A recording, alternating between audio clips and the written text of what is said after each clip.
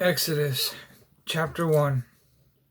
These are the names of the sons of Israel who went to Egypt with Jacob, each with his family: Reuben, Simeon, Levi, and Judah, Issachar, Zebulun, and Benjamin, Dan and Naphtali, Gad and Asher. The descendants of Jacob numbered 70 in all. Joseph was already in Egypt. Now Joseph and his brothers and all that generation died, and the Israelites were fruitful and multiplied greatly and became exceedingly numerous, so that the land was filled with them. Then a new king who did not know about Joseph came to power in Egypt. Look, he said to his people, the Israelites have become much more numerous for us. Come, we must deal shrewdly with them, and they will become even more numerous, or they will become even more numerous. And if war breaks out, we'll join our enemies, fight against us, and leave the country. So they put slave masters over them to oppress them, and forced labor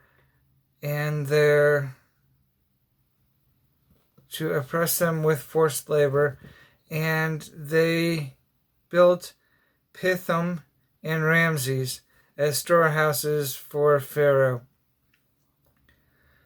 But the more they were oppressed, the more they multiplied and spread. So the Egyptians came to dread the Israelites and worked them ruthlessly. They made their lives bitter with hard labor in brick and mortar and with all kinds of works in the field. In all their hard labor, the Egyptians used them ruthlessly.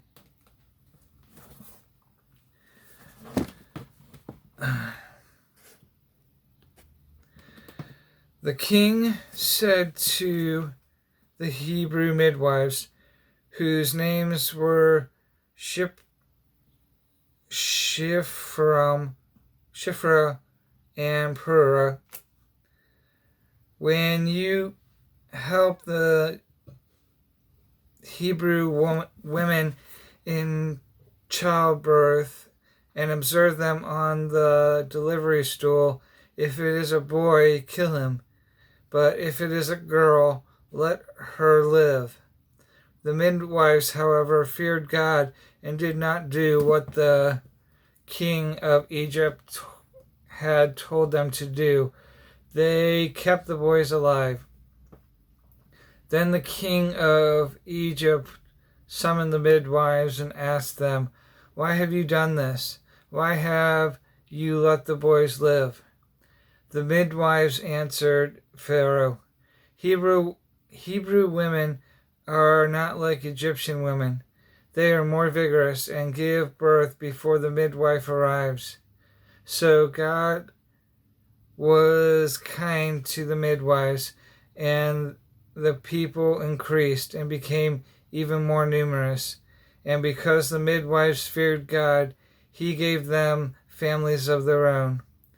Then Pharaoh gave this order to all the people: every boy that is born must be thrown into the Nile, but let every girl live.